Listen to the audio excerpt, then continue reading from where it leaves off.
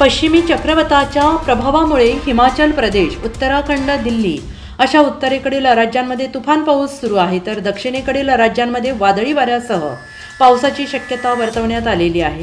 महाराष्ट्रात तापमानाचा पारा प्रचंड वाढलेला असून आता येत्या 4 दिवसात कोकण पट्ट्यासह मध्य महाराष्ट्र आणि मराठवाड्यात अवकाळी पावसाने अलर्ट देण्यात आलेले आहेत। दरम्यान आज संपूर्ण महाराष्ट्रात सामान्य तापमानाहून अधिक तापमानाची नोंद झाली आहे। राज्यभरात आता प्रचंड रखरख वाढलेली आहे, उकाड्याने नागरिक हैराण झाले आहेत। हवामान विभागाने दिलेल्या अंदाजानुसार सध्या चक्राकार वाऱ्यांची स्थिती राजस्थानसह मध्य प्रदेश आणि खालपर्यंत सक्रिय असल्याने महाराष्ट्रात पुढील 5 दिवस अवकाळी पाऊस हजेरी लावणार आहे। 3, 4 आणि 5 मे रोजी विदर्भासह मध्य महाराष्ट्र आणि मराठवाड्यातील काही जिल्ह्यांना पावसाने इशारे दिले आहेत।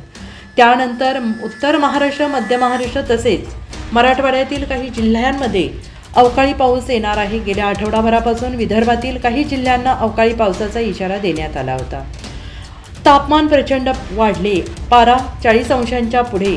राज्यात बहुतांश ठिकाणी तापमानाचा पारा प्रचंड वाढलेला आहे। आजपासून 3 एप्रिल पुढील 5 दिवस बहुतांश ठिकाणी पावसाची शक्यता आहे। अवकाळी पावसाची शक्यता असली तरी तापमानाचा पारा हा 40 अंशांच्या पुढे असल्याची नोंद होते आहे। प्रचंड उकाडा वाढलेला आहे। नागरिकांनी घराबाहेर पडताना धडकी भरेल एवढं तापमान नोंदवलं जात असल्याने चिंता व्यक्त केली जाते आहे। गेल्या 4 ते 5 दिवसांपासून सोलापूरमध्ये तापमान 45 अंशाच्या उंबरठ्यावर आहे।